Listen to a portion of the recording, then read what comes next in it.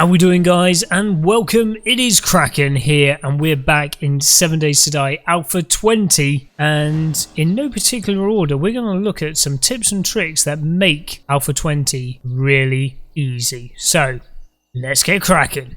So like in any alpha of 7 Days to Die, you want to do your beginning quest. You need to do these because these will give you 4 additional points in here. Once you've done them all, give you 4 additional points which you cannot get any other way. So you've got to do the beginning quests that are up in the top hand corner, which always starts with your bedroll, and then just following the things up here, and they're really worth doing because they're nice and easy and don't take you long to do. And now you get these nice little icons on the screen will actually show you the things you need. So if we go to those icons, they will show you where you can grab stones, which can be a little bit of a pain to find, and to find yourself some wood. These twigs here equal wood.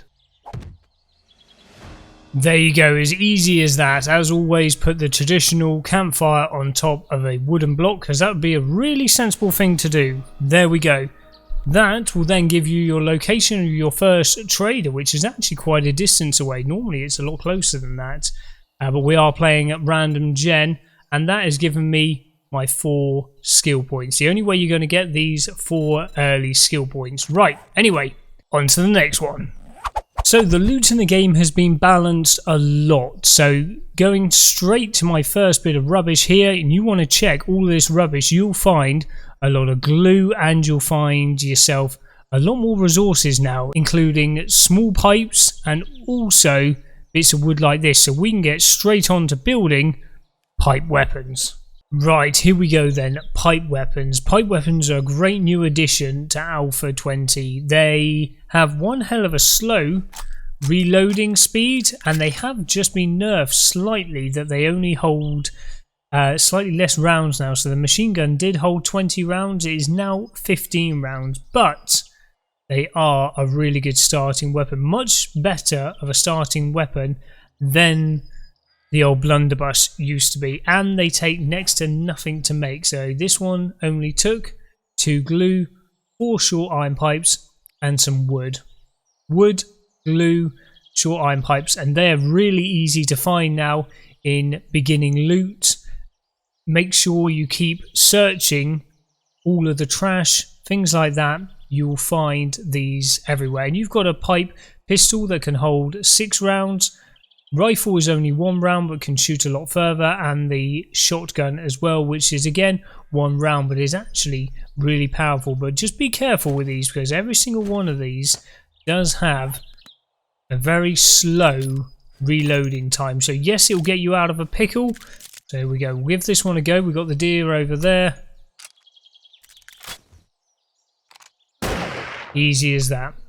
So they all take normal rounds now. There's no blunderbuss ammo or anything like that. They take your normal 9mm, 7.62 and your shotgun shells here. But they have made this a lot easier to find out in your normal kind of loot. There's less of it, but there's more of it, if that makes any sense. You'll find a lot more little bundles of this in your normal loot. So it's not just ammo piles, which yes, you want to be collecting anyway, but there is more ammo available. So be wise how you use it. And this perfectly takes me on to the next thing. Health and stamina is a lot harder in Alpha 20 than it used to be, but there is a lot more animals about. So you would have seen when we killed this buck a minute ago, there was a chicken running around just over there. There he is over there.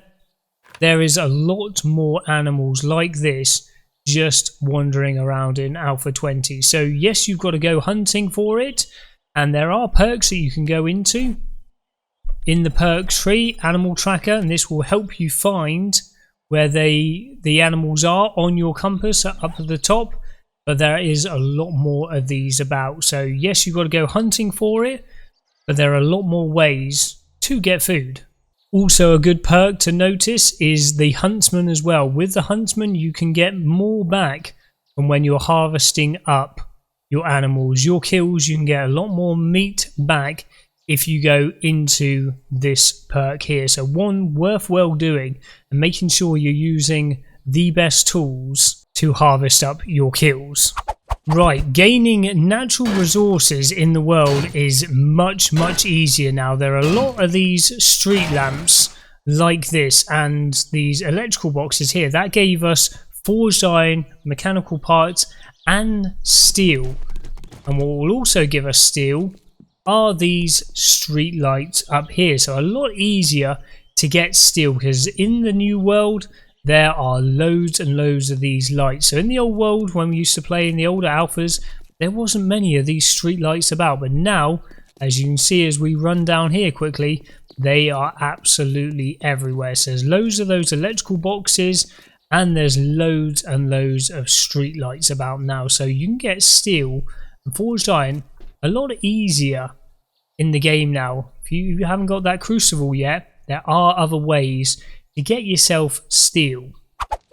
Right, here's a great new addition to 7 Days to Die. Cloth armor like this used to take repair kits to fix up to full health, because if you're wearing a piece of armor, if it's got no health left in it, you don't get the armor rating help you if you get hit by a zombie. So you need to make sure that you always keep your stuff repaired, and this used to take repair kits to fix. Now it just takes some cloth to fix, and cloth is absolutely everywhere in the world.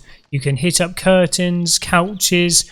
There is loads of places you can get cloth from, and you'll loot it from everywhere, and that you can use to fix up your padded armor. So you only need to use repair kits on the higher items, which is a very useful tip. There you have it, your first airdrop. Day 4, you'll get your first airdrop.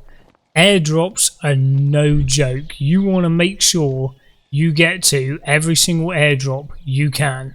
So to make life easier for yourself, there is a setting in the options where you can mark airdrops on. So they will show you on the map and on your mini map on your compass at the top where the airdrops are. If not, you've got to try and guesstimate where they are and run to them. But you do not want to be passing these up.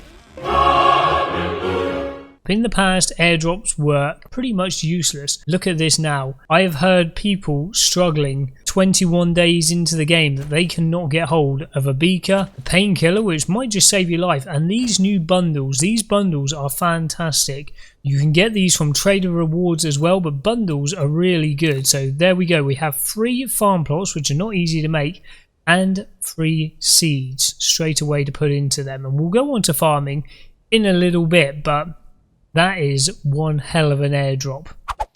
Now, we've spoken about hunting and food being a little bit more difficult in the game. Trader has vending machines, and the vending machine restocks every single day. So doing trader quests is going to be a really good way to earn yourself some dukes, gain yourself some money, and these restock every day. So you're going to be able to get yourself some canned food, some drinks, and these really good candies here. These sweets all do different things for you. So you've got the nerd tats, which is really good for any of your turrets and things like that.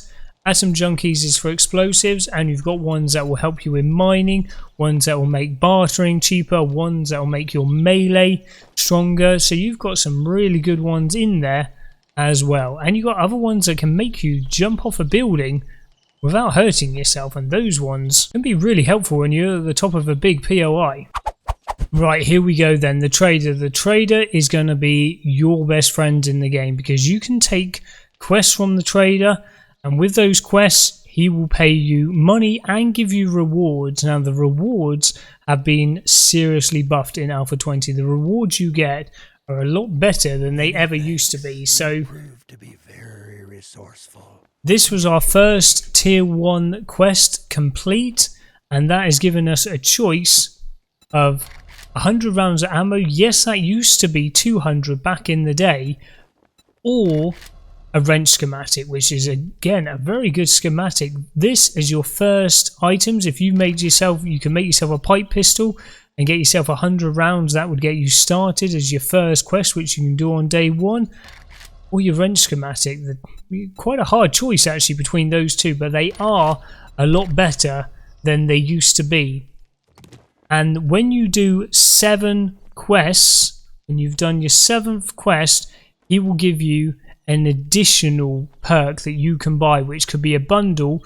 And I know every single time it is guaranteed on your 7th quest, once you've done that on tier 1, you have a chance of getting yourself a bicycle, which is going to be your first piece of transport.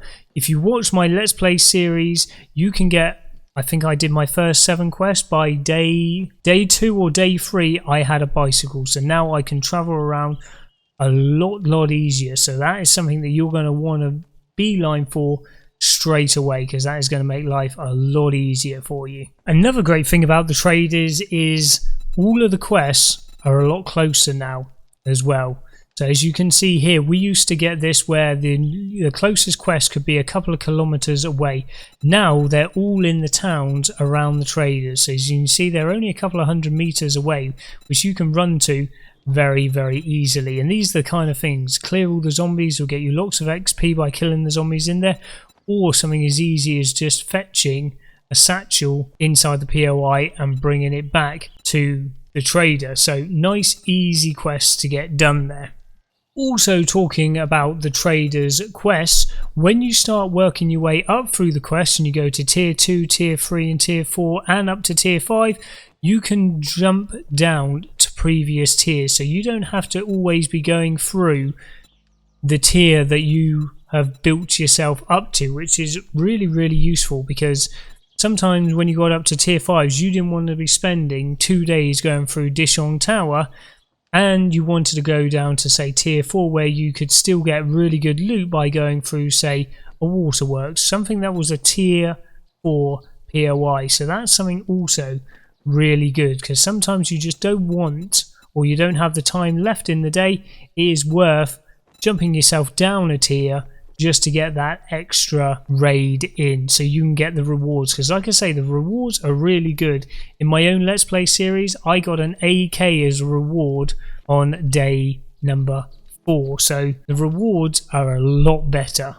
Now, one thing they have done with the traders to draw out the game is, if you've built up to, say, tier 3 quests with one of the traders, when you go to a new trader, so now we're at Trader Gen, you will start at tier 1 quests again. So yes, it does mean that you might have to be doing more of the lower quests, but you will get those additional rewards again when you've done 7 quests of that time. So, and like I say, those rewards are really good, so it is actually worth doing. It's drawn out the game a little bit, but I actually really enjoy that.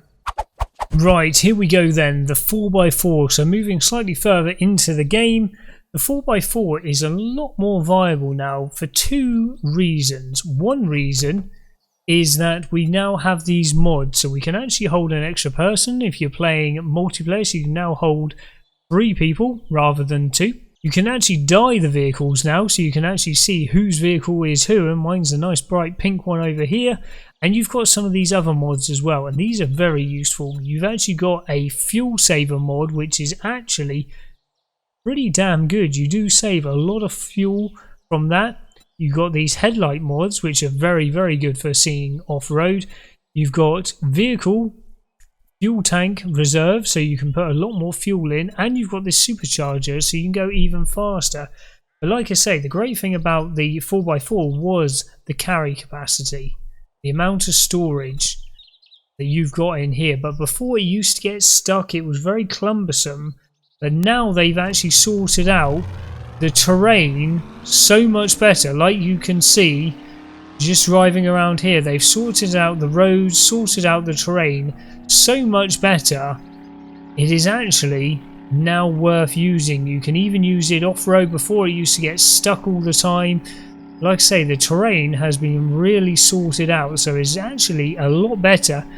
These mods can be used on the other motorized vehicles as well, and like I say, that supercharger makes it a lot faster as well.